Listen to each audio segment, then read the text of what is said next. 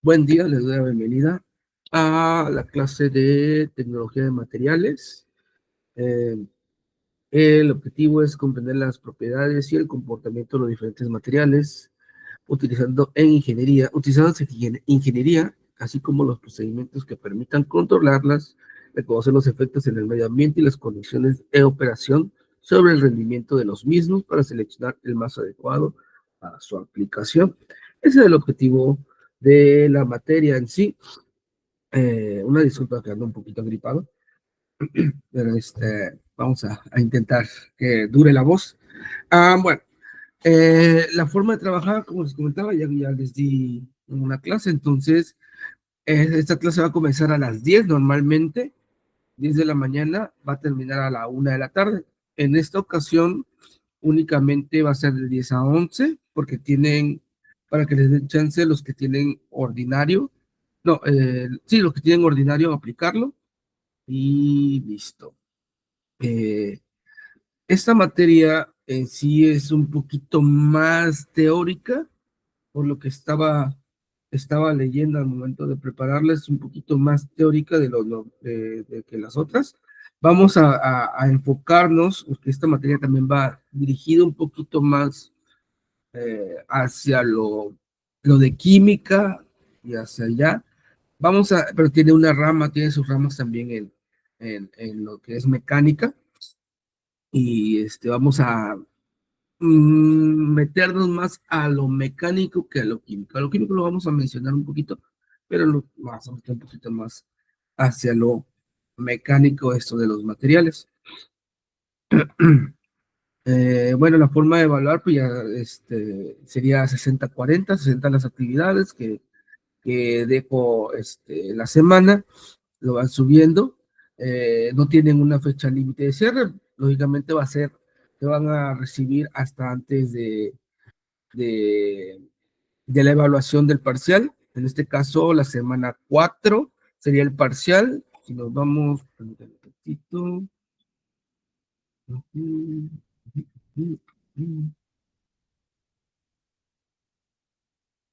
Ok, si nos vamos aquí al calendario, esa sería la semana 1, semana 2 sería el 21 de junio, semana 3 sería la del 28 de junio y la semana 4 sería la del 5 de julio, que sería la primera evaluación del primer parcial. Entonces las actividades van a ser 3 actividades para entrar a la evaluación. Eh, tenemos la semana 5, que sería 12 de julio, semana 5, semana 6, porque aquí tenemos una semana 6 que serían este 19 de junio.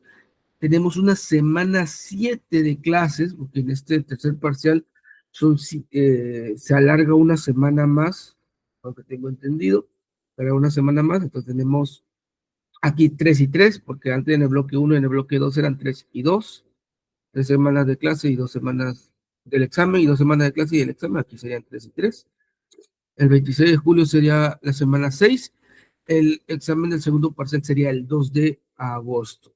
Y los que exenten, ya saben, tienen que juntar los 18 puntos para exentar. 9, a partir de 9 se exenta. Esto es por la plataforma, más que nada. La plataforma nos manda quién es exento o quién no. Realmente tiene un límite de 9. 9 en adelante están exentos. Tendríamos el examen ordinario el 9 de agosto. ¿Vale? Si exentaron, pues sería el último día, este día 2 de agosto. Ahí estaríamos terminando la materia. Y bueno, el temario, ya si lo estuve checando en la plataforma, solamente para comentarlo, dice estructura cristalina de los materiales, estructura y arreglo cristalino no cristalino, imperfecciones, movilidad de los átomos, un poquito de química. Vamos a ver algunas operaciones por ahí, vamos a hacerlo lo más entendible posible a esto. Propiedades mecánicas y físicas de los materiales, no vamos a extender un poquito más de eso porque esto ya es más del área de mecatrónica, un poquito más de ahí, dejando a un lado lo de química. Serían propiedades mecánicas, propiedades físicas, propiedades térmicas, propiedades eléctricas y propiedades magnéticas. Vamos a ver unas cositas por ahí. Materiales metálicos, ¿cuáles son los ferrosos, los no ferrosos? Sería el tercer bloque o tercera unidad. Consta de 6 unidades esta materia. La unidad 5 sería modificación de la estructura cristalina, endurecimiento por deformación y tratamiento térmico, que pasa cuando algún material se le aplica calor, etcétera. Materiales no metálicos, polímeros, cerámicos y materiales compuestos, vamos a adentrarnos un poquito por ahí.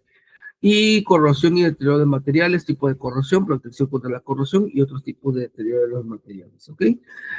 Vamos a ver si nos da tiempo, ya en Sabatino hay que ir un poquito más rápido, pero hay ciertos temas que desgraciadamente no se pueden ver tan rápido porque no se quedan inconcluso o quedan partecitas que son importantes. Vamos a hacerlo lo más rápido que se pueda, pero sin perder lo importante de cada uno de los temas hasta donde lleguemos, ¿ok? El examen va a ser hasta donde hayamos visto y ahí vamos a cortar y vamos a aplicar el primer parcial, el segundo parcial y listo.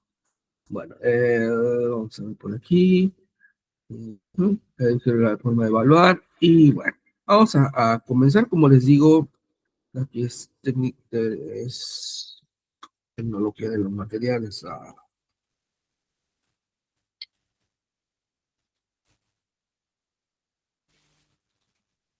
Ok, aquí estamos. Como les digo, esta materia es un poquito más teórica. Eh, Vamos a estarnos basando en algunos autores. Por ejemplo, yo aquí tengo uno que se llama, a ver, voy a sacar, y para si lo quieren ustedes ir descargando, porque si están algo pesaditos los libros. Aquí está. Esta es la bibliografía que yo tengo.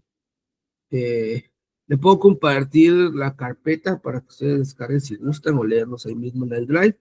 Este, de estos libros que yo ahorita que voy a estar utilizando es este, que es Ciencia e Ingeniería de Materiales. Autor Askeland, vienen más autores claramente, pero ese es. Y también este de aquí, que es Fundamentos de Ingeniería, de la Ciencia e Ingeniería. Este sería de, creo que William Smith y Java Hashemi, ¿ok? Esos son dos, pero digo, ahí podemos agarrar de otro por ahí donde vengan los temas, pero esos son los que he podido conseguir de los libros que están en línea. ¿Ok? Si ustedes le voy a compartir ahí en la plataforma, le voy a dejar el enlace para que si quieren descargarlo, adelante. Para darle una leidita por ahí.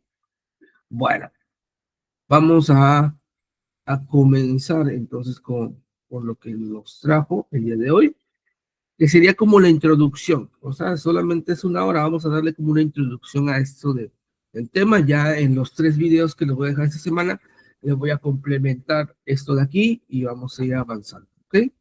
Bueno, primeramente nos vamos a preguntar qué es la ciencia de los materiales, ¿ok? ¿De qué se trata? Bueno, la ciencia de los materiales, también los autores lo conocen como el CIM, Ciencia e Ingeniería de los Materiales. Es un campo interdisciplinario de la ingeniería, que se trata, pues, lógicamente, o bueno, no lógicamente, sino se trata de desarrollar o inventar o complementar o mejorar materiales conocidos anteriormente.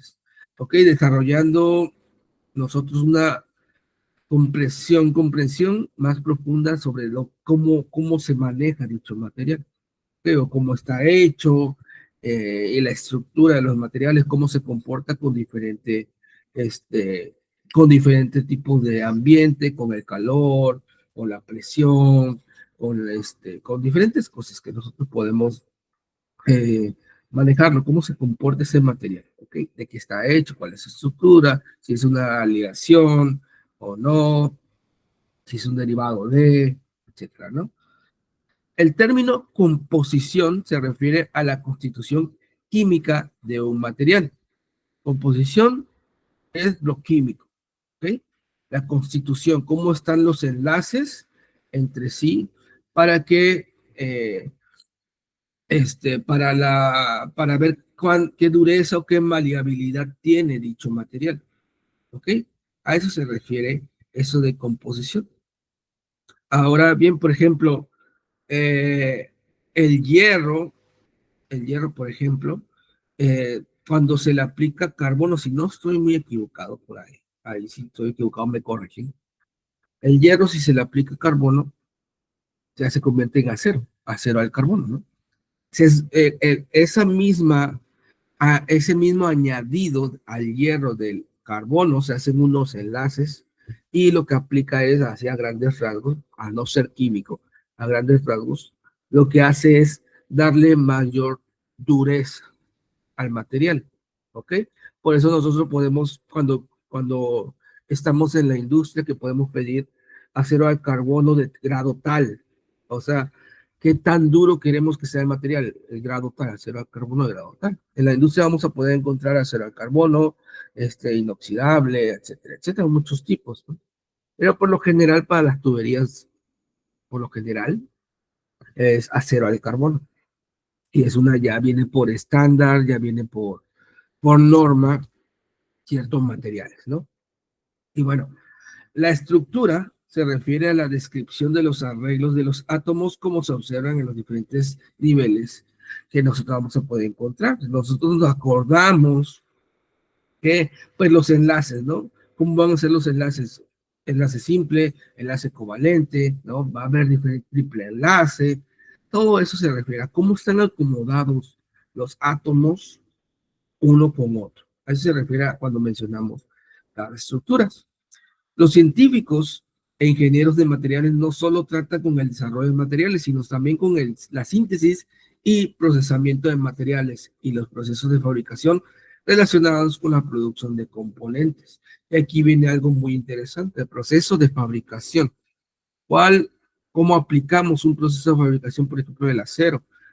Desde la materia prima, cómo la conseguimos, si es de calidad, qué tipo de calidad, porque también va a depender de eso, del grado de calidad, dependiendo de dónde la obtengamos esa materia prima, ¿no? Hay lugares donde, por ejemplo, hablando de ciertas cositas, ¿no? Hablando de el petróleo, por ejemplo.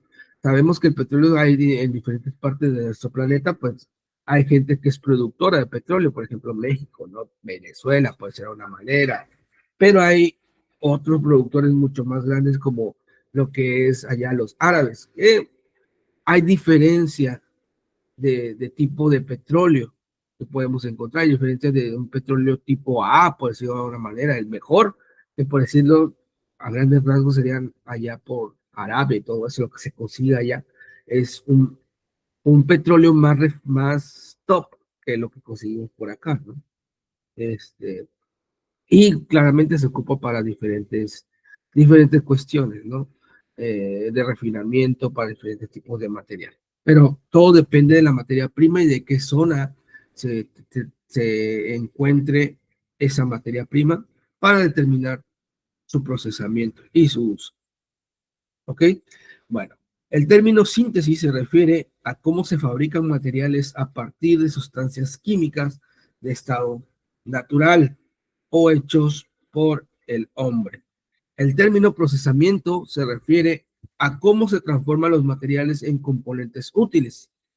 Una de las funciones más importantes de los científicos e ingenieros de materiales es establecer las relaciones entre las propiedades de un material y su desempeño. En la ciencia de los materiales, el énfasis está en las relaciones básicas entre lo que hay entre la síntesis, o sea, entre cómo se fabrica el material y el procesamiento, o sea, cómo se transforma la materia prima en el elemento ya hecho, ¿ok? Eso es lo que le da énfasis, lo que es la ingeniería de materiales o la ciencia de materiales. En la ingeniería de materiales el enfoque está en cómo convertir o transformar materiales en dispositivos o estructuras útiles, ¿ok? Estructuras útiles. Por ejemplo, estaba viéndolo otra vez, ¿no? Que en videos por ahí que se encuentra uno, ¿no? Por ejemplo, cómo se arman las varillas para construcción normal, ¿no? Agarran la materia prima, la funden, le pasan por un proceso que le añaden más elementos, ¿no? Para su dureza, dependiendo del grosor y dependiendo de cuánto necesita por norma, por el grosor, cuánta carga necesita soportar, etcétera, etcétera, ¿no? Y bueno, la arman, ¿no? En la fundición. Ya, la sacan a la venta.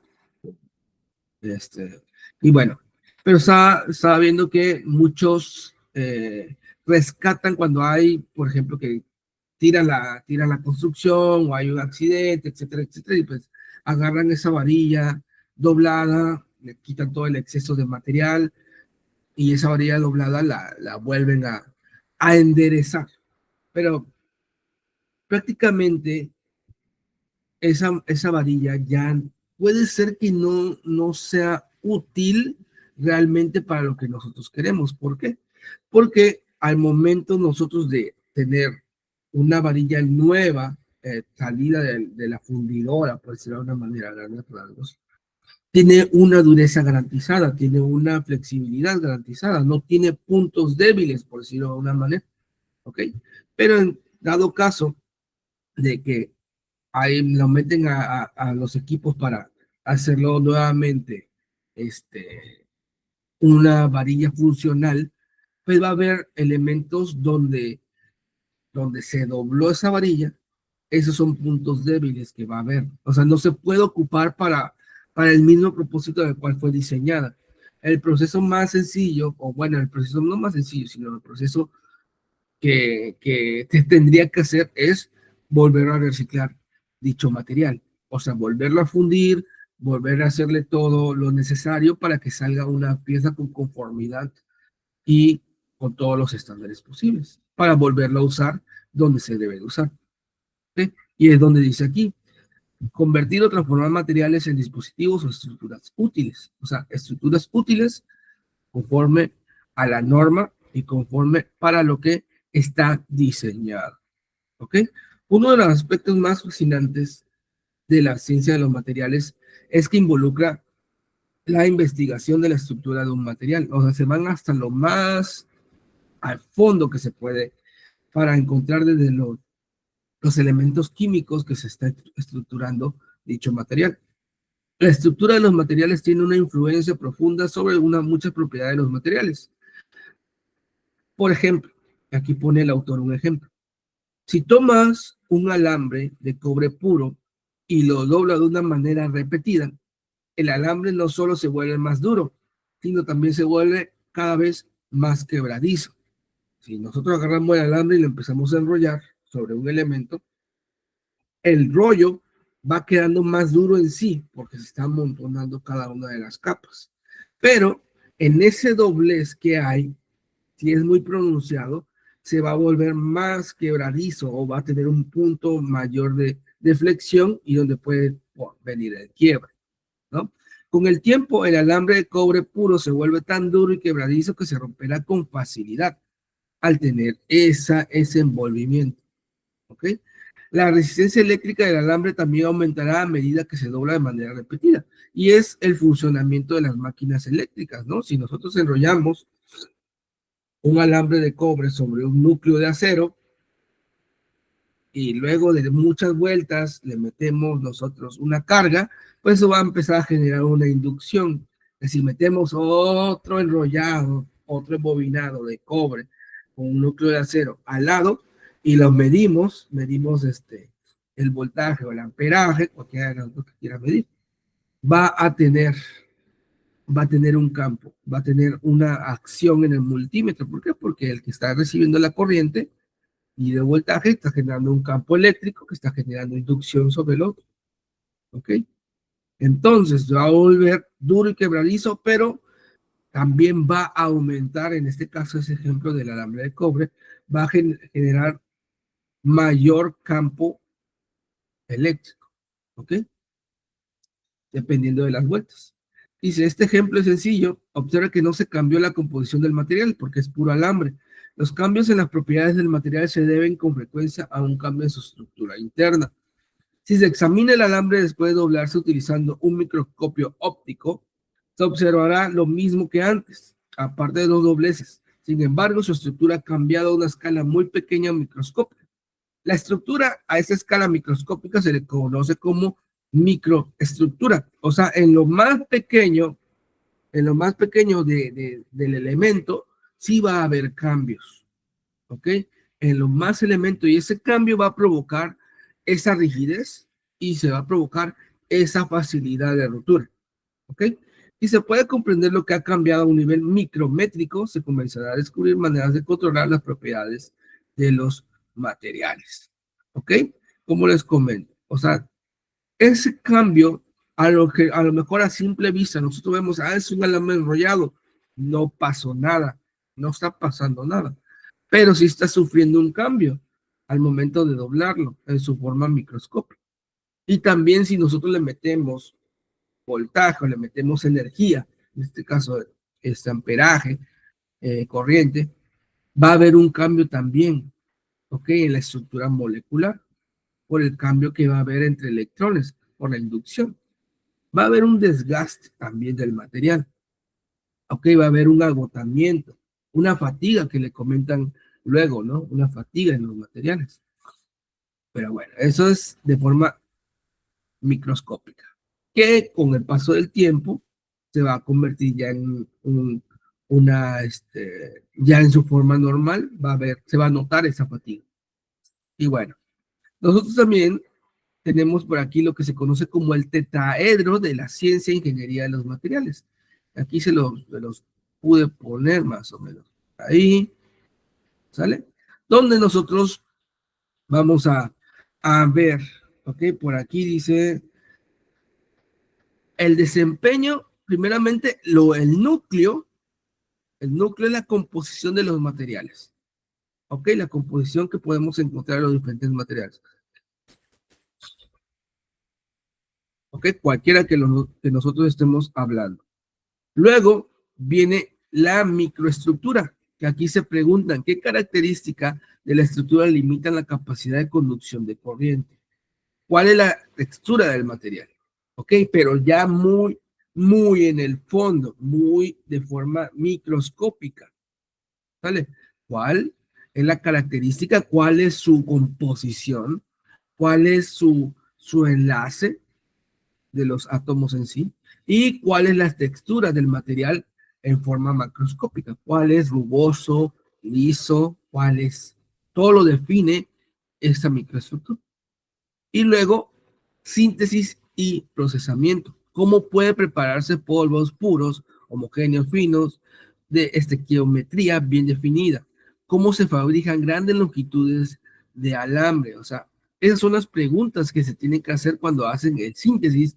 O sea, cuando dijimos que la síntesis era cómo se fabrican los materiales a partir de sustancias químicas de estado natural. Sustancia química de estado natural puede ser el hierro. El hierro nosotros lo encontramos de forma natural, es un mineral, ¿ok? Estado natural. ¿Y cómo se procesa para crear acero? ¿Cuál es su procesamiento? ¿Ok? ¿Cómo lo vamos nosotros moldeando hasta llegar a ese compuesto que es mejor que el primero? ¿Ok? Y cómo se fabrican grandes longitudes de este material, en este caso alambre, ¿no? Este autor.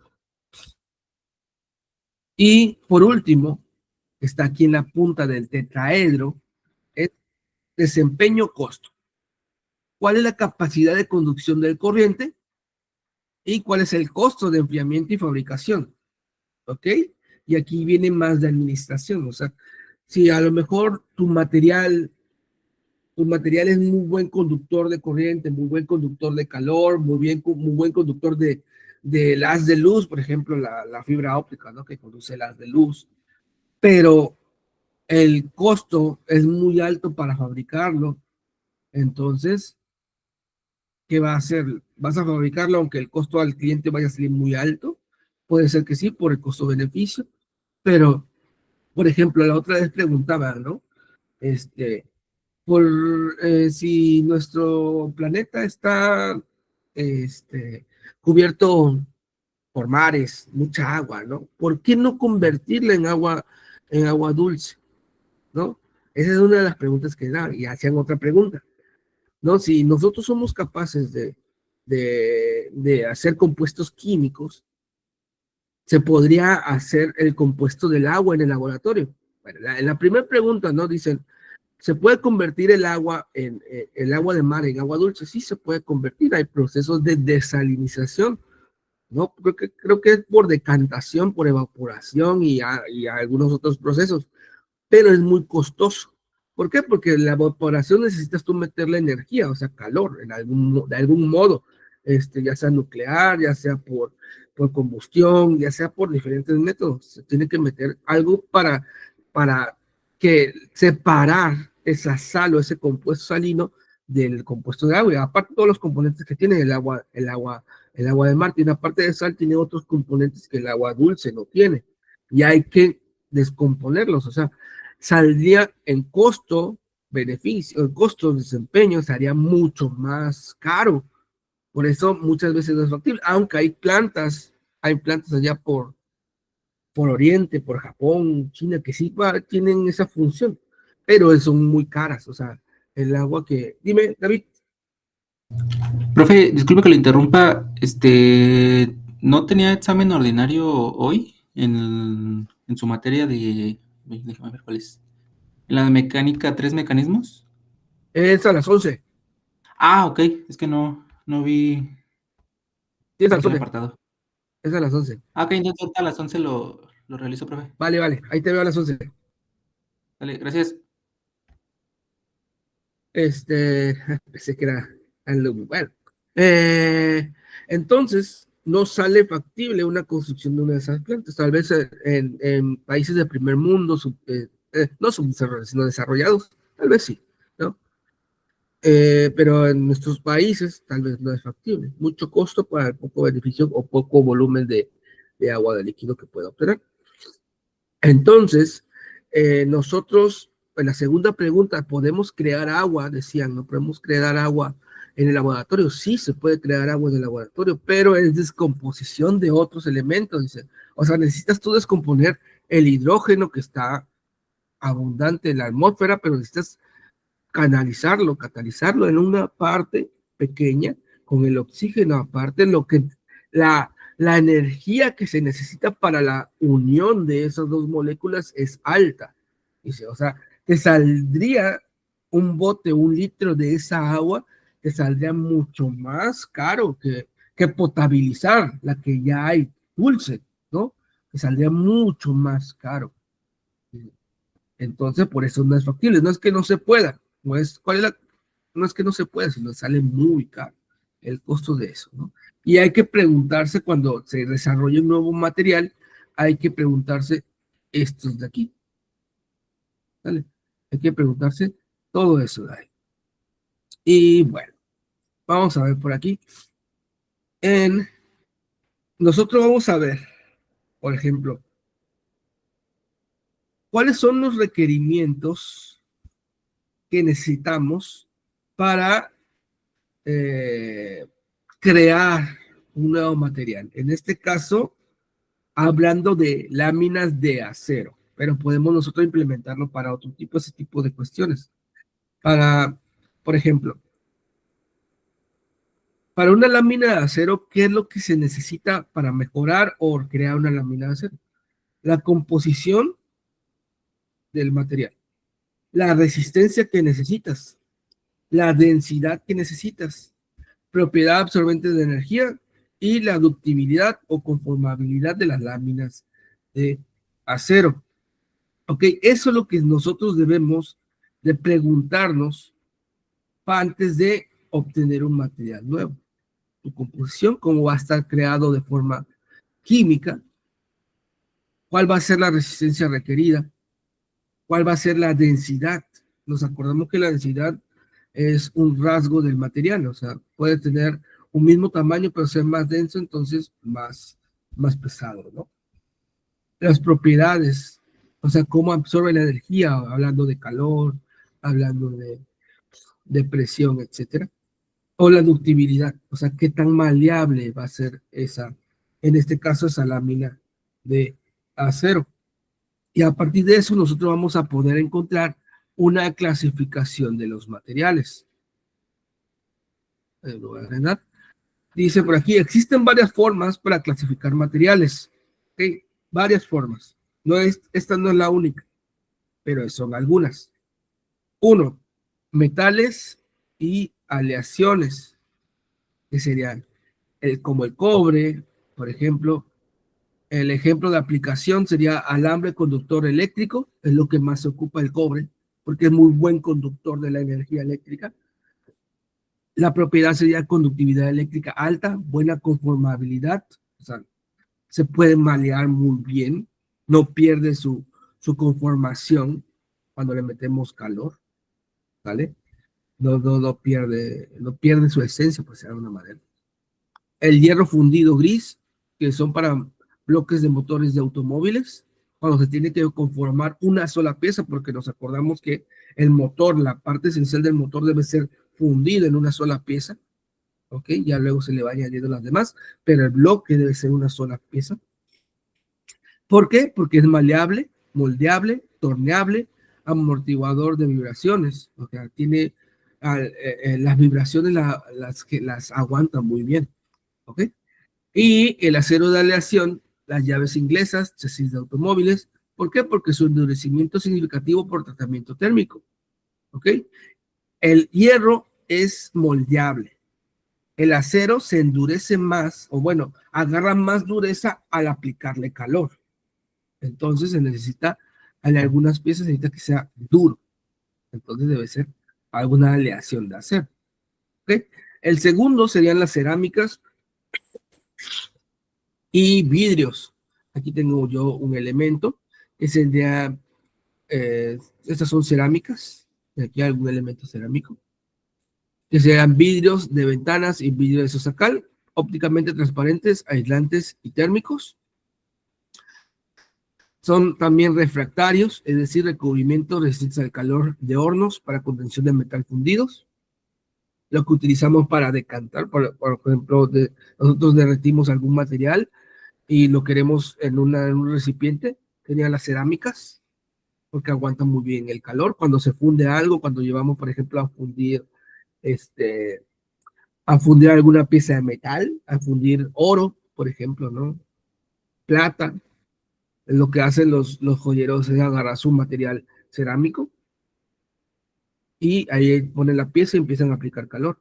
No le afecta nada al recipiente y se derrite lo que está dentro, ¿ok? Porque son refractarios, o sea, reflejan el calor hacia el elemento.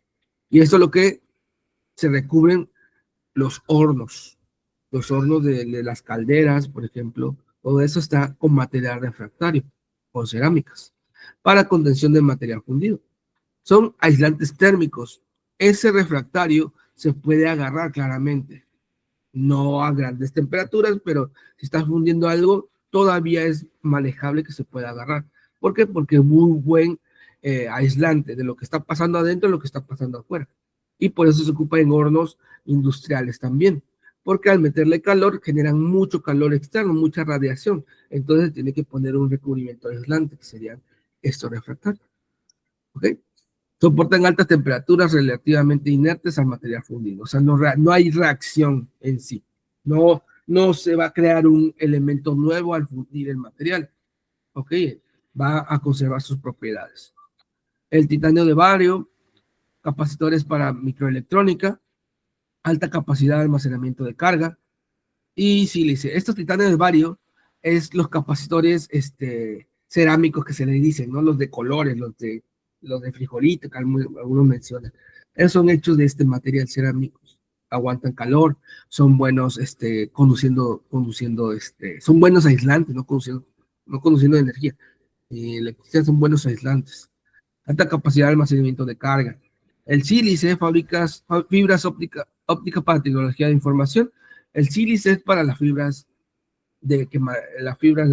ópticas, Nosotros ahorita lo que hay en el Internet, ¿no? Que se maneja con fibra óptica. La conexión es mucho más rápida que la conexión a cobre, que es mucho más rápida. ¿Por qué? Porque la conexión de cobre es por energía eléctrica, son pulsos eléctricos, ¿ok? Micropulsos eléctricos que van mandando la señal, pero tienen que pasar por la resistencia del material.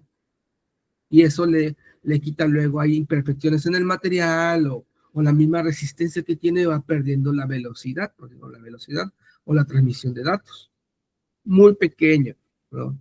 No son cosas de nada, pero sí hay una pérdida. En cambio, al sílice, como es un vidrio, literalmente, si vemos nosotros la fibra óptica, es un vidrio, es transparente, o sea, se puede ver a través de él. Entonces lo que se manda son haz de luz, que pues viajan mucho más rápido, tienen menos resistencia al paso y son más eficientes. Índice refractario, pérdidas ópticas bajas. Al ser transparente y al ser el material, hay menos pérdidas que el de cobre, ¿no? Polímeros, que es el polietileno, eso se utiliza para empaquetamiento de alimentos, fácilmente convertibles en películas delgadas, flexibles y herméticas. Epoxis, que es la encapsulación de circuitos integrados, que es el aislante eléctricos y resistencia a la humedad, y fenólicos, que es los adhesivos para una capa de madera, resistente y repelente a la humedad. Los otros dos que podemos mencionar de los 5, que son los semiconductores y los materiales compuestos. Los semiconductores son el silicio y este material que es para los optoelectrónicos, ¿ok? Son materiales muy especiales o semiconductores que ¿cómo es un semiconductor? Hacia grandes rasgos. Un semiconductor es un material que no tiene reacción en estado natural, no tiene reacción. Por ejemplo, el silicio es una piedra, ¿no? Que podemos nosotros agarrar, no tiene nada, no hace nada, pero si le aplican una cierta corriente, un cierto voltaje o una cierta vibración, tiene una reacción. ¿Ok? Y es donde se aplican en transistores. ¿Por qué? ¿Cuál es la función de un transistor? Hacia grandes rasgos, la explicación de un transistor. Por ejemplo, nuestra energía eléctrica varía a 60 Hz por minuto, por segundo, perdón. O sea, cambia de fase 60 veces por cada segundo. ¿Ok? Positivo, negativo y va cambiando 60 veces por segundo. Ahora bien, antes los transformadores que se ocupaban normalmente de un equipo eran grandes. ¿Por qué? Porque para transformar un elemento que viene de tu línea, para transformarla a corriente directa, se tenía que hacer una relación de vueltas en tu transformador. Entonces, entre más grande o más corriente necesitara, eh, más voltaje y más corriente necesitara tu equipo, más grande era el regulador, que a veces llegaban a ser enormes y desprendían mucho calor, ¿no? Pero se dieron cuenta que también generando ¿por qué? Generando un cambio en la frecuencia de cambio de la electricidad, ya no de 60, sino de 120, se puede generar el mismo efecto que la relación de vueltas de un transformador. ¿Ok? ¿Por qué? Porque lo que hace, van recortando picos, ¿ok? Con el capacitor. Más que nada aquí viene muy fuerte el capacitor en los transformadores. El capacitor, que es lo que hace, muchas frecuencias que tú no necesitas. Y en la fórmula de capacitancia, vieron que hay elementos de frecuencia. ¿Con qué frecuencia está entrando la energía? De nuestra pared salen 60 Hz por segundo. Entonces, al cambiar esa frecuencia, puedes generar la corriente directa con otros elementos. Pero ¿cómo cambias esa frecuencia? Pues algo que haga esa apertura y cierre más rápido, de 60 veces por segundo. Y aquí es donde entran los transistores. Esos elementos de ahí, al darle energía un poquito más, con más intervalos más cortos, generan una apertura en un cerrado mucho más rápido de 60 Hz sobre segundo. 60 Hz, o sea, 60 cambios por segundo. Y es lo que hace la conversión. Por eso ahora nuestros transformadores o nuestros elementos cargadores de celular son cada vez más pequeños. Claramente, si queremos carga más rápida, son más grandes, pero por lo regular una carga normal son ya delgados, ya no son enormes como antes venían, por ese cambio que hubo, ¿ok? Por los transistores, que son elementos que pueden cambiar. Y cuando se van al elemento nano, ¿ok? Que es, por ejemplo, al hacer ¿cómo se llama? Núcleos de ay, se me fue la palabra, de un, se me fue la palabra, lo que llevan las computadoras, de ay, se me fue el nombre. Bueno, lo que es un procesador.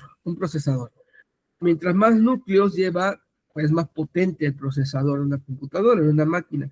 Y eso lleva millones de procesadores. Y no es que haya pequeños equipos, sino es material, únicamente material semiconductor, que si la energía pasa por ahí, a cierto valor, la deja pasar. Si no está bien ese valor, no lo deja pasar. ¿Okay? Son elementos de silicio y son elementos efectuados que dejen pasar la energía a cierto valor incremento. Y esos son los núcleos. ¿Cómo se hacen? Pues son discos de silicio que están grabados con láser y se van generando rutas, nanopartículas, nanorutas, muy pequeñas. Pero al ser del mismo material, se pueden hacer esas rutas, que a cierto voltaje se van a abrir o se van a cerrar. La frecuencia que necesitamos, ¿ok?